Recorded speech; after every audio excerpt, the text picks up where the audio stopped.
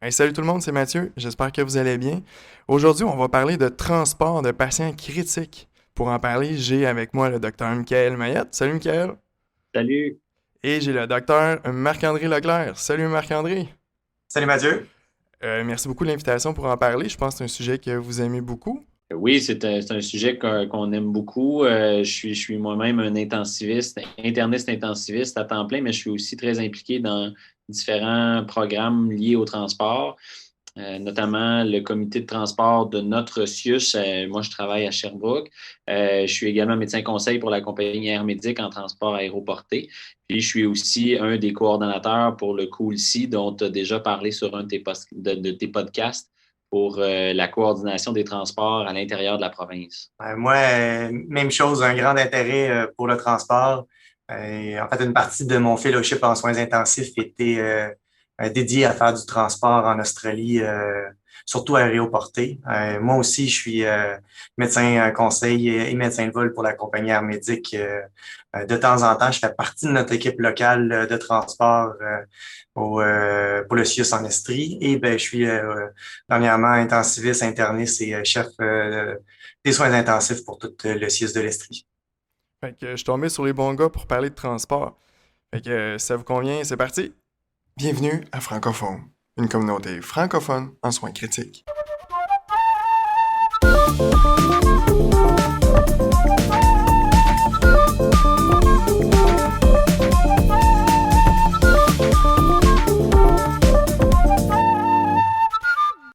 J'étais avec Marc-André puis Michael pour parler de transport.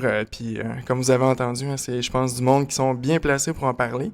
Mais là, les gars, on parle de transport, mais la première chose qui me vient à l'esprit, c'est, tu sais, y a-tu des lignes directrices là-dessus? Oui, c'est un sujet qui est probablement resté un peu dans le vague des lignes directrices pendant longtemps, mais les 15 à 20 dernières années, ça a été une explosion de littérature sur la documentation des événements adverses, sur la planification adéquate du transport, sur l'organisation des transports à l'intérieur des systèmes de soins.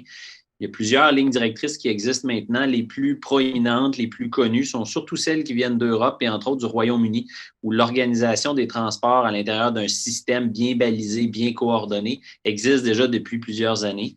Il y a un certain nombre de provinces au Canada qui ont commencé à s'organiser de façon beaucoup plus concrète. On est un petit peu à la remorque de tout ça au Québec, mais le Collège des médecins du Québec a déjà émis certaines recommandations par rapport au transport, puis vient, entre autres, l'été dernier, au mois d'août 2020, de mettre à jour un document de recommandations, de balises pour l'organisation des systèmes de transport à l'intérieur de la province de Québec. Donc, on commence à avoir quelque chose qui ressemble à des lignes directrices au Québec, mais qui sont beaucoup imprégnées des recommandations qui viennent d'ailleurs où les systèmes existent depuis beaucoup plus longtemps. Si tu me permets, Michael, je rajouterais aussi, là, c'est important de comprendre que ces lignes directrices-là, elles sont quand même fondées sur de la littérature qui est en général de qualité assez, mettons, disons, médiocre. Fait que c'est avant tout des lignes directrices qui sont basées sur des avis d'experts. Ça, je pense que c'est important de le mentionner. Mais là, tu sais, on parle de ligne directrice, mais puis on parle de transport. Je sais que ça vous passionne beaucoup, mais c'est pas tant sexy comme sujet. Tu sais, faut-tu vraiment en parler? Tu sais, c'est-tu fréquent ce genre de truc-là? Oui, c'est très fréquent. Je suis content que tu en fasses un podcast pour qu'on puisse en parler puis que j'espère de plus en plus de gens s'intéressent à ce domaine-là. C'est un domaine pointu à l'intérieur du monde des soins critiques, puis il y a clairement une expertise qui peut se développer là-dedans. Et on va en reparler tantôt un peu, je pense, là, de plus qu'un type de transport. Le transport intra-hospitalier et le transport interhospitalier, qui sont les deux plus grandes catégories. Si on parle juste pour le Québec, commençons par le transport intra-hospitalier. On le sait de la littérature, un patient aux soins intensifs va en moyenne dans son séjour hospitalier sortir de l'unité entre 3 et 6 fois pour différentes choses, pour des transports vers le bloc opératoire, vers des examens d'imagerie, vers des fois, c'est des changements d'unité d'un endroit à l'autre. Il y a un certain nombre de motifs qui peuvent faire qu'un patient va être déplacé à l'extérieur de l'unité des soins intensifs. Et à chaque fois, pour le patient en état critique, c'est un enjeu significatif. Puis l'interhospitalier, je parlais tantôt du COOLSI, de la centrale de coordination. À travers le COOLSI, on commence finalement à avoir un peu de données sur le Québec, dans la province au complet, sur la fréquence de ces transports-là. Et les données les plus récentes dans le COOLSI, on sait que le COOLSI présentement coordonne des transferts vers du soin critique, environ 200 transferts par mois.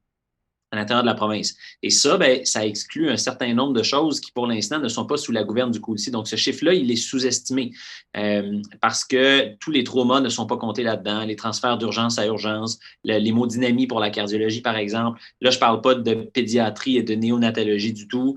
C'est pas tous les appels. Donc, il y a certains centres qui n'utilisent encore pas toujours la plateforme du COULCI pour coordonner leur transport. Fait que tout ça, c'est des raisons qui me fait dire que le 200 transports par mois, même ça, c'est sous-estimé. Ce que ça veut dire, c'est que dans notre petite province, qui n'est pas si grande que ça, il doit se faire probablement entre 200 et 400 transports de soins critiques à tous les mois entre différents hôpitaux à l'intérieur de la province.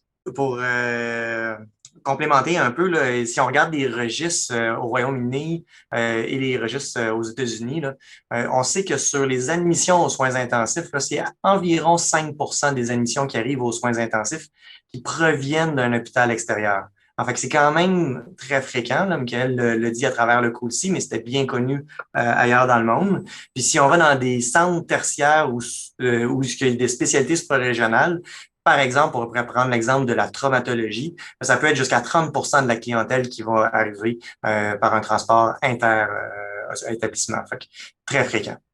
Fait que c'est fréquent, mais tu sais, il y a des enjeux cliniques, mais est-ce qu'il y a des enjeux aussi médico-légaux? Parce que c'est quand même pas banal, là, la façon que je comprends transporter un patient.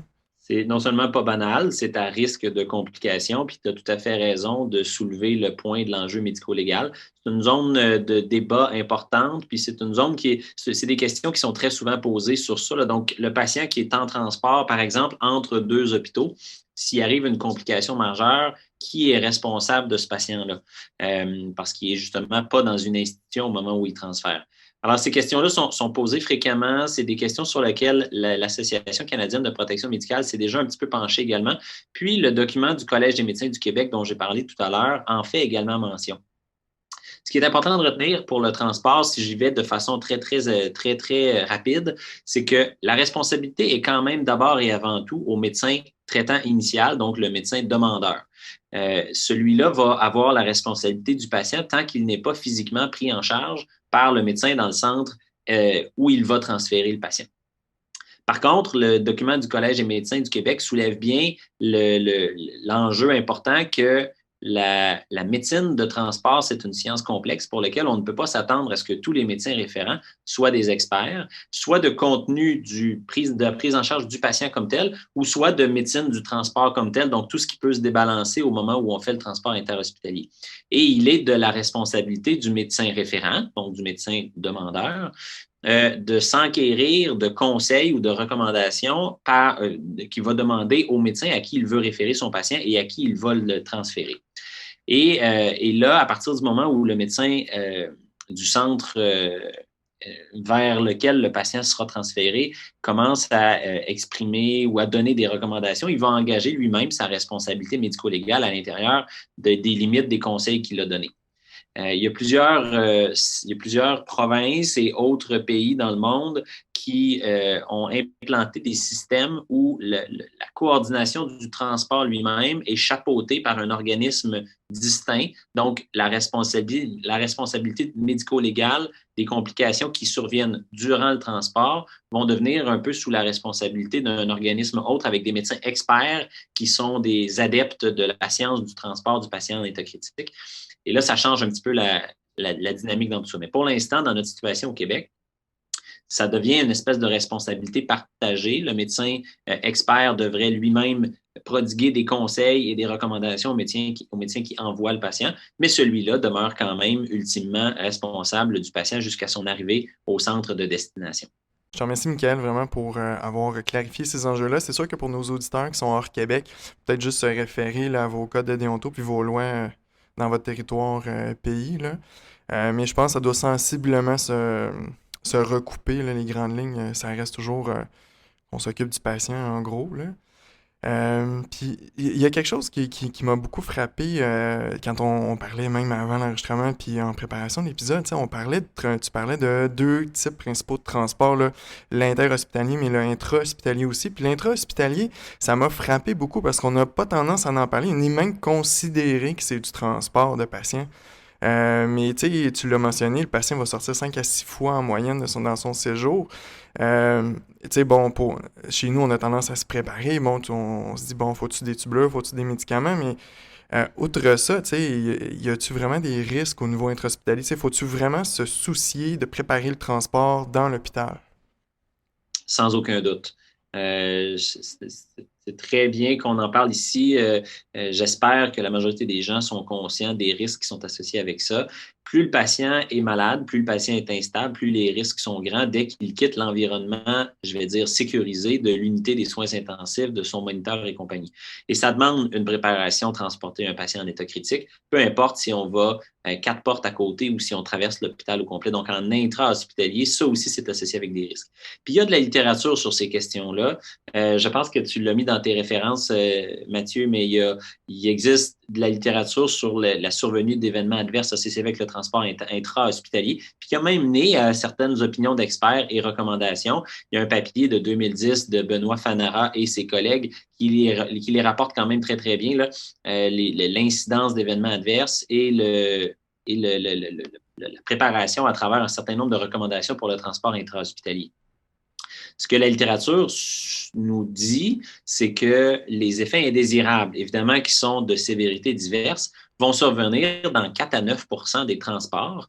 Puis certains là-dedans sont des événements adverses avec peu de répercussions, comme des désaturations transitoires ou de l'hypotension qui va rapidement répondre au réajustement de traitement, mais ça devrait quand même être considéré comme des événements adverses également. Puis si on va à l'extrême de l'événement indésirable sévère, qui est l'arrêt cardiaque pendant le transport, la littérature nous dit qu'il y a quand même entre 0,3 à 1 des transports intra-hospitaliers qui vont précipiter un arrêt cardiaque. Donc, ce n'est pas du tout banal. Je pense que si on demande à n'importe quel intensiviste, on va tous avoir des souvenirs de quelques patients chez qui le transport intra-hospitalier a mené à des complications très graves. Et ça, à chaque fois, ça nous fouette un petit peu à essayer de re-questionner nos pratiques puis de savoir est-ce que pour ce patient-là donné, est-ce que j'aurais pu le prévenir? Est-ce qu'une meilleure préparation ou une meilleure planification du transport aurait pu prévenir des événements adverses importants? Là, tu parles de préparation, d'anticipation, mais comment on pourrait se préparer à ce type de transport-là intra-hospitalier? Je pense que la première étape de cette préparation-là, c'est de décider si la balance des risques et des bénéfices, elle est favorable aux patients. Parce qu'il y a tout d'abord des alternatives au transport qui peuvent exister, les examens ou les procédures faites au chevet, par exemple, pour de remplacer certains examens tomodensitométriques par une échographie, par exemple. Il y a de plus en plus de centres qui se sont développés des endroits bien sécurisés dans leurs soins intensifs pour faire des petites procédures, même des procédures qui, des fois, qui classiquement, historiquement, nécessitaient, par exemple, de sortir des soins intensifs pour aller au bloc opératoire, mais il y a des choses qui peuvent se faire au chevet. Et je pense que ça, il faut toujours le considérer. Il faut mettre dans la balance le bénéfice anticipé de la sortie, du transport, donc l'examen diagnostique qu'on veut faire ou la procédure qu'on veut faire versus ces risques. Alors ça, c'est la première portion de cette planification-là. Une fois qu'on a déterminé que la balance est plutôt favorable à déplacer le patient, donc on a absolument besoin d'une imagerie complémentaire ou d'une procédure qui ne peut pas se faire aux soins intensifs, et qu'on décide, bien, il va falloir qu'on transporte ce patient-là. Il faut d'abord regarder notre patient et voir s'il y a quoi que ce soit dans la stabilité du patient qui peut être optimisé avant le transport. Un patient qui est en voie de détérioration, à moins que l'examen ou la procédure soit urgente dans l'immédiat, il y a souvent place à tenter une certaine optimisation du patient. Je pense aux paramètres du respirateur, je pense à l'hémodynamie, je pense à l'instrumentation, les accès veineux sécuritaires, tout ce qui peut être fait avant de décider de déplacer le patient en vaut la peine, à mon avis, sauf quand c'est des procédures d'extrême urgence qui nécessitent le déplacement. Deuxièmement, une fois qu'on a bien évalué puis qu'on est à stabilité optimale du patient, après ça, bien, il y a de la planification importante à faire au niveau du matériel qu'on va transporter avec nous. Il y a le matériel qui est propre au patient puis qui est déjà en cours présentement, comme par exemple les différentes perfusions que le patient reçoit, de s'assurer qu'on a suffisamment de réserves de médicaments pour chacune de ces perfusions-là avant de partir vers le transport. On pense également à du matériel supplémentaire qui pourrait être nécessaire. Je pense au patient qui est un peu fragile au niveau respiratoire puis qui part non intubé, par exemple. Mais celui-là, on devrait avoir du matériel au besoin pour l'intubation. Les patients qui sont à haut risque d'arythmie pourraient nécessiter d'avoir carrément un défibrillateur avec nous au moment où on transporte, et etc. Donc, il y a énormément d'exemples qu'on peut soulever à ça. finalement, ben, le matériel dont je parle, une fois qu'on optimise un peu tout ce qu'on peut avec le patient, l'exemple classique d'optimisation en vue d'un transport intra-hospitalier, c'est le patient intubé qui va être mis sur un respirateur différent au moment de son transport, qui est le respirateur mobile, le respirateur de transport. Mais la plupart des gens s'entendent pour dire que la bonne pratique serait probablement de mettre le patient sur son respirateur de transport puis de patienter avant de partir, 5 à 10 minutes au moins, pour s'assurer que la transition d'un appareil vers un autre n'a pas amené une nouvelle décompensation du patient. Et ça, c'est un exemple parmi d'autres où quand on change la façon dont on soigne le patient, avant de dire tout va bien, il est correct, on est stable pour aller transporter, on devrait probablement laisser le temps à l'équipe traitante de bien évaluer si la transition vers le matériel de transport n'a pas généré de nouvelles instabilités du patient. Et finalement, ben, encore là, dans la préparation, le dernier point le plus important que je voudrais apporter, c'est que tout ce que je viens de dire là, ça vaut la peine de le standardiser, d'avoir une approche rigoureuse et standard à la préparation du patient vers un transport. Et puis, la littérature supporte fortement l'utilisation de listes de contrôle ou de checklists, comme on dit en anglais bien souvent, de façon à faire ça de façon rigoureuse et systématique avant chaque transport, d'avoir simplement des cases à cocher pour être sûr que toutes ces étapes-là de préparation au transport, de planification de matériel, d'évaluation de la stabilité du patient, que tout ça a été fait de façon convenable. Dans la préparation, dans la checklist, il faut penser à tout ce qui se passe dans nos soins intensifs, dans notre unité avant de partir, du matériel qu'on va avoir besoin pendant la route et de l'optimisation du milieu d'accueil. Donc, où est-ce qu'on s'en va? Est-ce que ce milieu-là est prêt à recevoir l'acuité du patient qui nous concerne? Est-ce que le bloc opératoire sont bien prêts et conscients de l'instabilité du patient? Est-ce que le scan est avisé, par exemple, de notre arrivée pour qu'on ne patiente pas dans le corridor? Est-ce que le milieu est prêt à recevoir tout ce que nous, on va amener avec notre patient qui est instable? Fait qu'on fait l'optimisation avant de partir, on prépare tout le matériel pour le pendant, mais on s'assure également de l'optimisation du milieu d'accueil de là où on s'en va avec le transport intra-hospitalier. Là, tu me parles de standardisation, puis ça m'amène la question, penses-tu qu'on devrait se dédier des équipes pour ça, se dédier du matériel, se dédier des chariots? Il y a beaucoup d'endroits qui ont évolué leurs soins exactement de cette façon-là. Donc, la checklist est un premier point de départ vers l'organisation systématique du transport intra-hospitalier. Mais tu as tout à fait raison, on pourrait penser optimiser encore plus en dédiant du matériel, comme par exemple un chariot qui va suivre les patients en transport tout le temps. Je pense que ça, c'est encore pour la grande majorité des patients tout à fait gérable de ramasser le matériel un peu à la pièce lorsqu'on part, surtout si on le fait de façon rigoureuse avec l'utilisation d'une liste de contrôle. Mais ça pourrait tout à fait être envisagé. Il y a plusieurs centres qui ont dédié des équipes au transport parce que la science du transport, ce n'est pas nécessairement facile. Il y a plusieurs centres qui utilisent le concept d'équipes d'intervention rapide qui parfois peuvent être des gens qui sont un peu expérimentés en soins critiques, qui ont l'habitude d'aller chercher des patients un peu à l'extérieur puis qui peuvent être des atouts intéressants pour transporter les patients.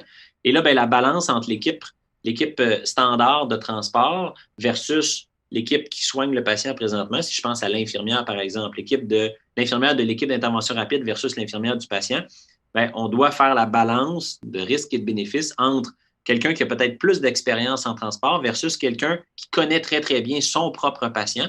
Donc, les deux ont peut-être quelque chose de différent à apporter à la sécurisation du transport du patient. Puis je pense que ça doit demeurer une décision, une individualisation des soins selon le patient comme tel. Peut-être qu'une des choses qui pourrait être faite, ça serait de s'assurer qu'il y a au moins du monde habilité ou habitué de faire du transport sur chaque corps de travail ou qui pourrait se jumeler pour le temps du transport au personnel infirmier du patient, je sais pas.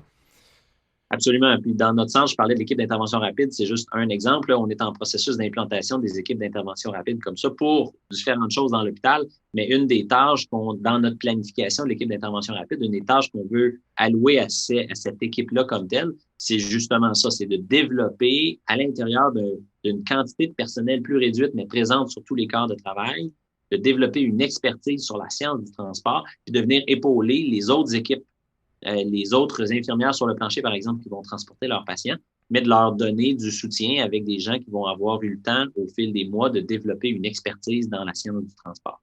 Ça fait quand même pas mal de sens. Puis je suis content de voir que ça se développe beaucoup de chez vous. Peut-être que vous y êtes pour quelque chose, les gars, là. Puis Peut-être. Peut-être. Puis je rajouterais comme dernier point par rapport au transport intra-hospitalier, évidemment, on peut en parler longtemps, là, c'est un sujet assez fascinant puis pas nécessairement assez souvent abordé à mon avis, mais c'est la documentation de tout ça. Là. Le dernier point que je dirais peut-être, là, je parlais de documentation en termes de liste de contrôle avant de partir, ça c'est tout à fait correct.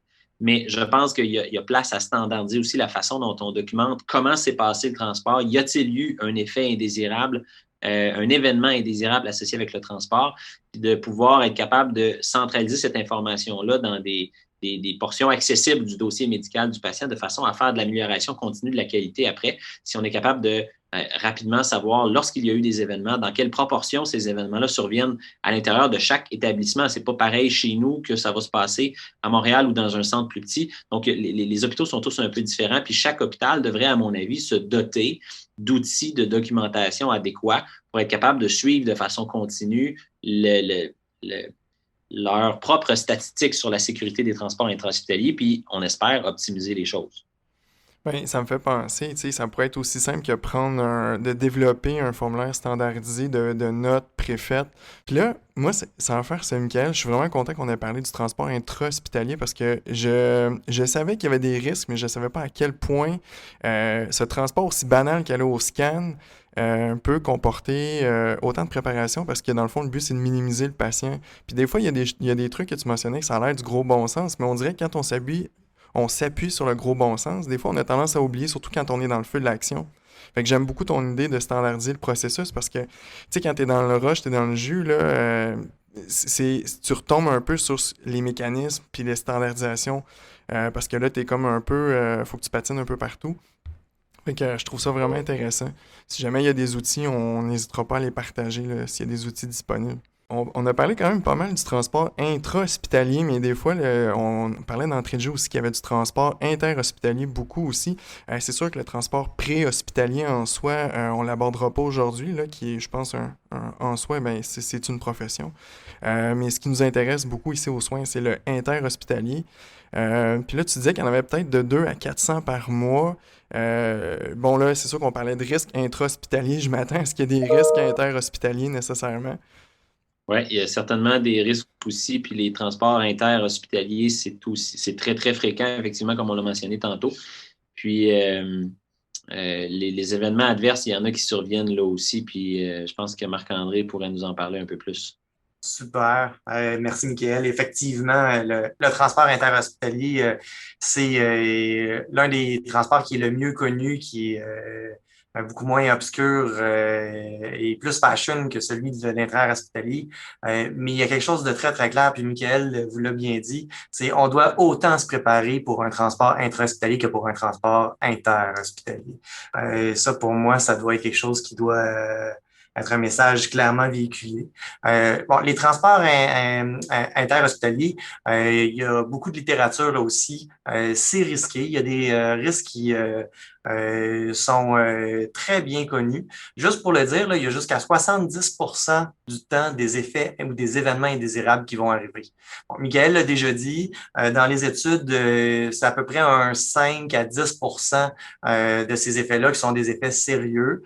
Si on regarde des études plus canadiennes pour parler local, ben, il y en a une belle sur des transports entre les soins intensifs ou de l'urgence aux soins intensifs à Toronto au début des années 2010, là, fait que pas très, très vieux.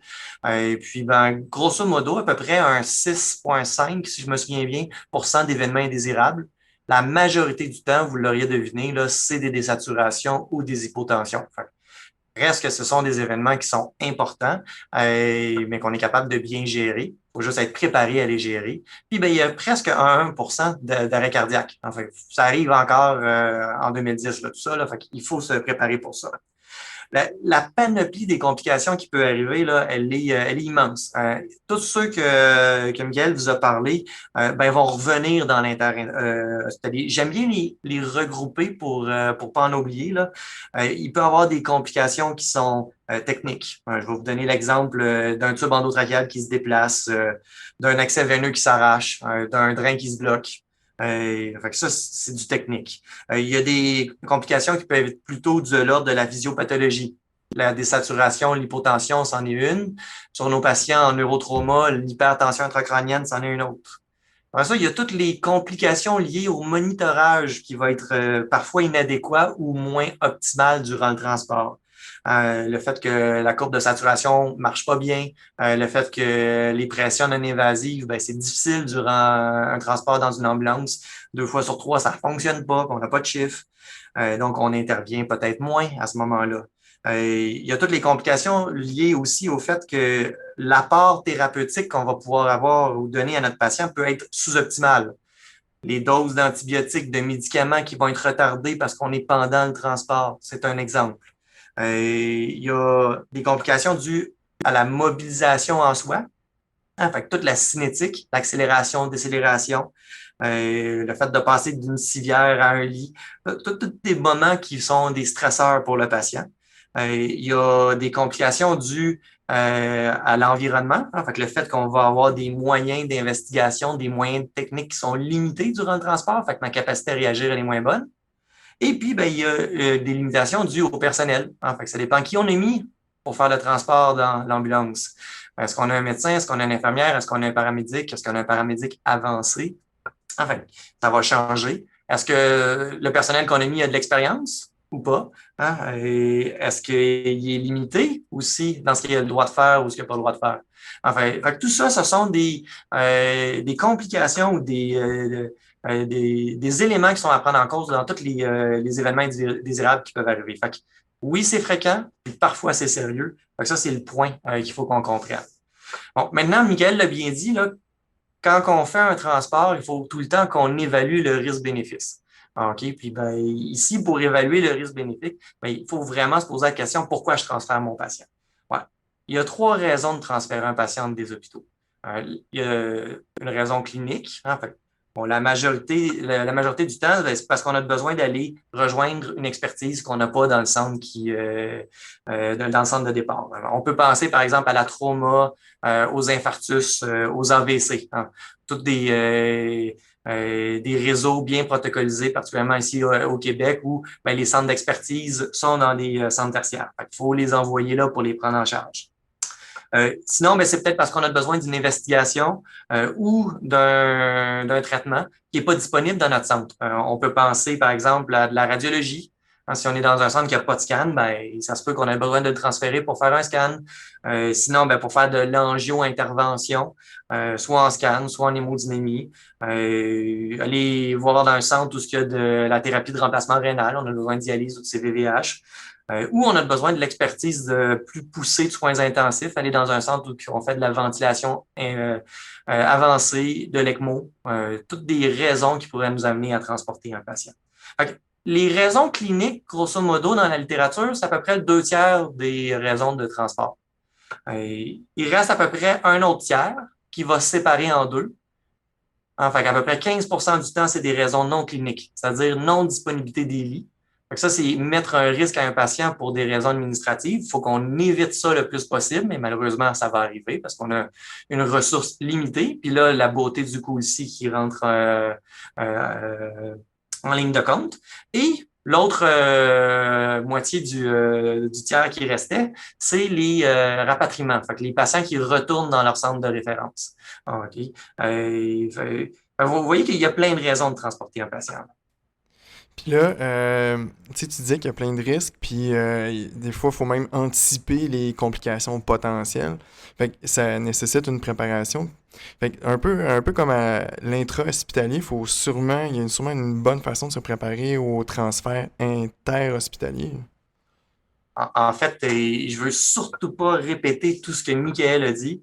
Je pense qu'il y a 3 mots-clés, là, planification, préparation, anticipation. Il faut qu'on travaille là-dessus. Il faut qu'on le standardise.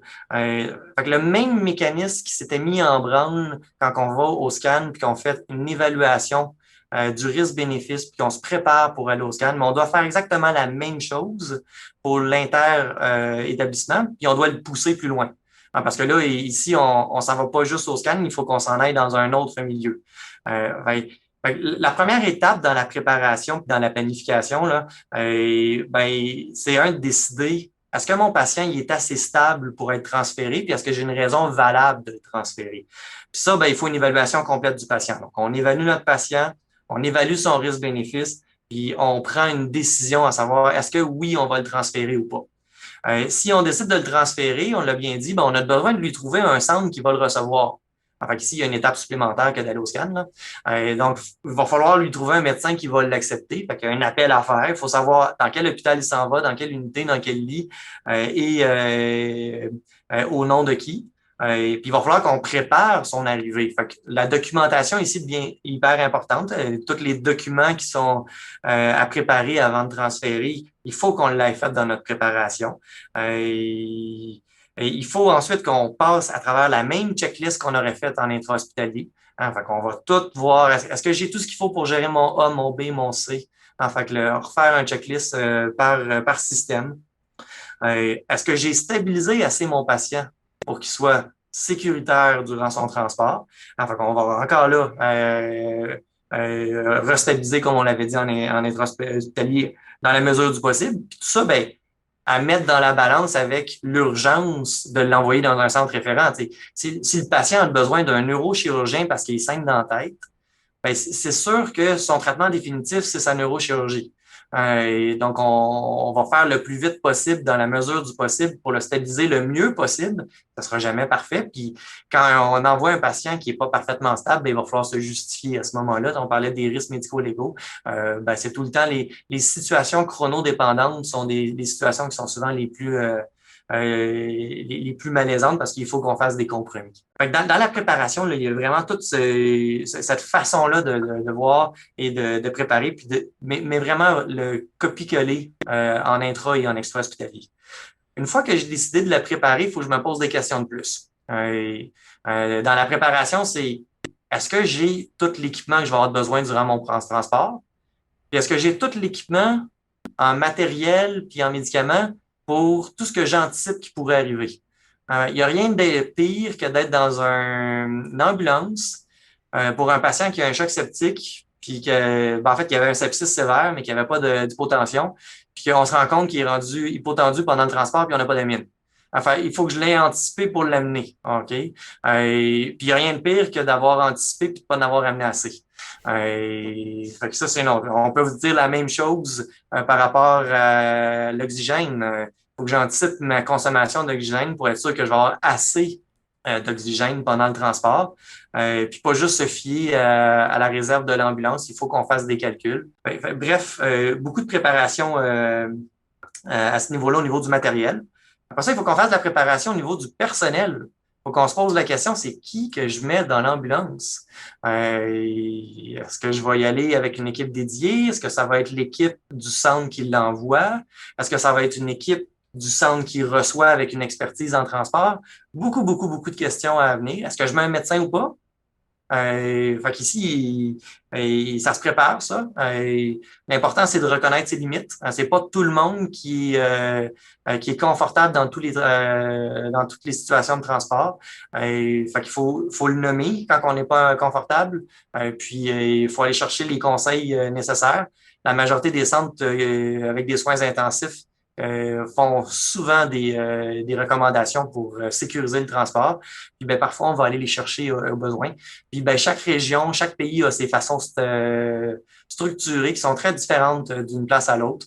Comme le disait Mickaël au début, au Québec, on est à la remorque de ce qui se fait ailleurs dans le monde. Mais il y a beaucoup de travail qui est fait pour essayer de le standardiser puis de l'améliorer. Est-ce qu'il y a lieu ici de se poser la question des équipes de transport, du document du Collège des médecins sur quand mettre un médecin? Ben, oui. Puis je pense que le document du Collège des médecins, pour les gens du Québec, c'est quand même un document qui est très important à connaître, qui vous dit quand est-ce qu'un médecin doit être présent à bord. Hein. C'est un document qui est très pour nous autres, là, ici au Québec. Là. Puis il y a des situations très basique, là. Par exemple, un patient qui a fait un arrêt cardiaque, un patient qui a un infarctus du myocarde, mais qui est compliqué. Hein, c'est pas tous les infarctus qui ont besoin d'être accompagnés. Un patient qui est intubé puis qu'on anticipe des complications de sa ventilation pendant le transport. Une femme enceinte qui est à risque d'accoucher pendant le transport. C'est des situations qui sont en général assez claires, mais malheureusement, encore en 2021, qu'on voit fréquemment on va voir des patients arriver dans nos unités de soins intensifs non accompagnés, alors qu'il y avait clairement une indication. Fait qu'il faut connaître ce document-là. J'incite tout le monde à aller le lire. Fait que c'est un des éléments qui est important. Et on va s'assurer qu'il soit dans les notes de la balado pour les gens du Québec, là. Fait que là, c'est sûr que dans le document du Collège des médecins, on dit qu'en mettre un médecin. Fait que là, ça m'amène un petit peu à penser aussi à parler un peu d'équipe. Tu nous en parlais un peu tantôt, qui on devrait mettre dans l'ambulance. Fait que, tu sais, est-ce qu'on devrait avoir des équipes dédiées, des équipes formées? Qu'est-ce que tu penses de ça? Ben, en fait, c'est un sujet qui est hyper intéressant. Ce qu'il faut comprendre, c'est qu'il y a différentes façons de fonctionner dans le monde qui ont été étudiées. Pour donner un exemple, aux États-Unis, c'est souvent un duo paramédic avec infirmière. C'est pas mal le standard pour le transport. En Europe, c'est beaucoup plus souvent un duo médecin-infirmière. Bon, il y a quelque chose de clair dans la littérature, là. C'est qu'il n'y a pas d'évidence ferme que d'avoir une équipe dédiée en transport pour tout transport confondu. Ça amène un grand changement sur les outcomes des patients, là, sur les issues. Sauf qu'il y a des tendances. Ça a l'air d'être bénéfique. Fait que c'est intéressant. Il y a lieu de se poser. Clairement, il y a un besoin d'expertise. Ça, c'est clair. Maintenant, il y a des places dans le monde où il y a une façon structurée de décider quelle équipe on va activer. Enfin, peu importe que ce soit une équipe dédiée transport, qui ait des paramédics avec des infirmières ou avec des médecins, la question, c'est quand est-ce qu'elle est utile. C'est probablement pas pour tous les transports. J'aime bien ce qu'ils font au Royaume-Uni, où ils ont un algorithme où ils vont stratifier le risque du patient et le risque du transport. Venez merger ça. Puis prendre une décision à dire, ben là, ici, on a juste besoin des paramédics. Ou on est dans une situation intermédiaire, on a probablement besoin de gens compétents en situation d'instabilité, mais ça peut être l'équipe qui nous l'envoie, donc l'équipe de l'urgence ou des soins intensifs référents. Et il y a des situations très particulières où on est en haute instabilité et qu'il y a probablement là une raison vraiment claire d'avoir une équipe dédiée avec l'expertise puis la science du transport bien inculquée. Et puis que là, ben, ça devrait être l'équipe du centre receveur qui va le chercher. Et nous, c'est un peu le modèle sur lequel on se calque en Estrie. Et on essaye de le faire le plus souvent possible, mais sachez qu'il y a plein de modèles qui existent. Puis si ça vous intéresse, en référence, là, vous avez le guideline du Royaume-Uni qui se base sur un modèle comme ça.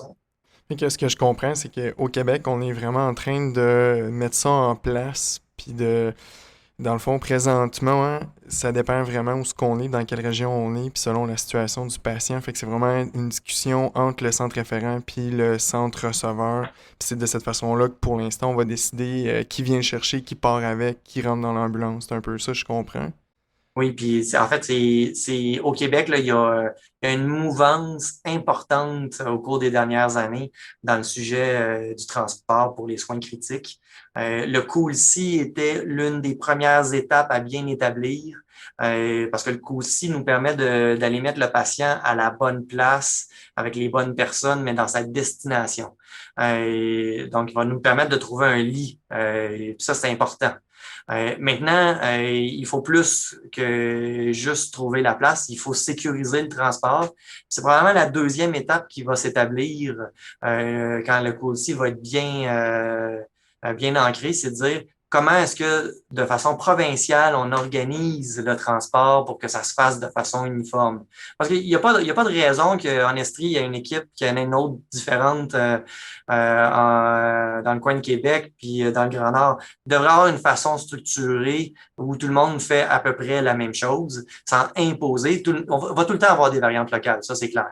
OK, il y a des réalités locales qui vont perdurer, mais on devrait avoir une façon assez structurée d'organiser le transport. C'est les modèles qui ont été adoptés par le reste de nos compatriotes canadiens. En Ontario, Il y a une agence qui s'occupe de faire la coordination des appels, qui trouve un lieu. Puis après ça, il y en a un autre qui est responsable d'organiser le transport.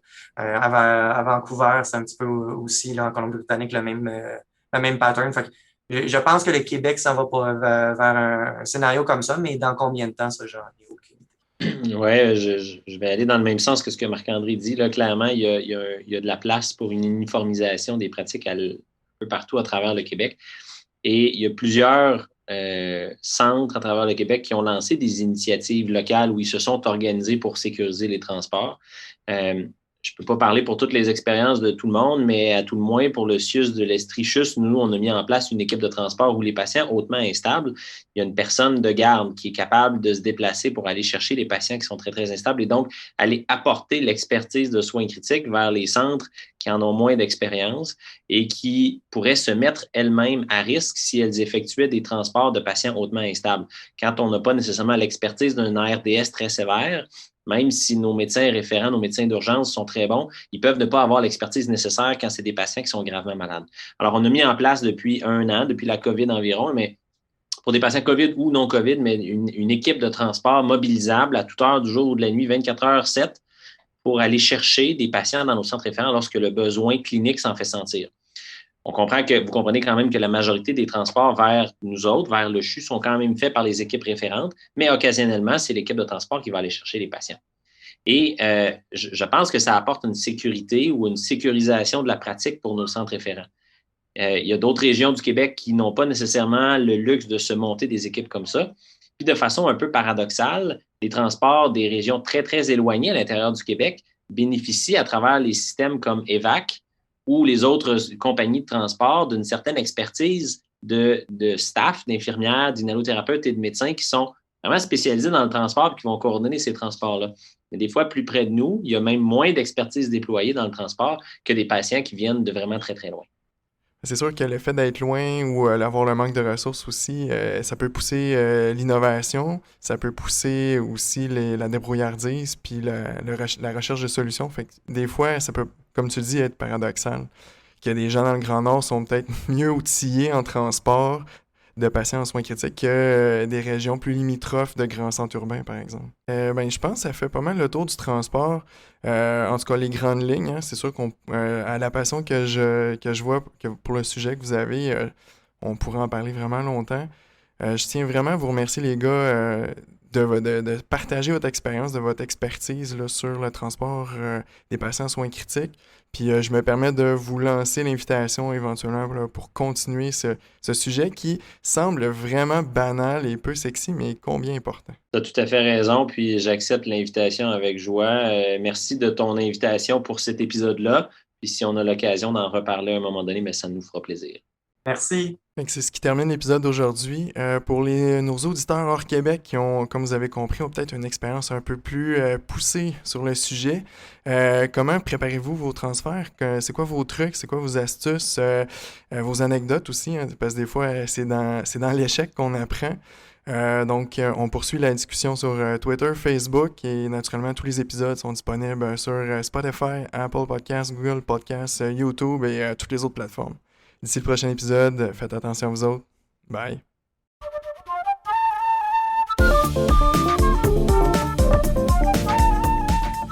L'information contenue dans cette balado-diffusion est de nature informative seulement et ne remplace aucunement le jugement ou l'avis d'un professionnel.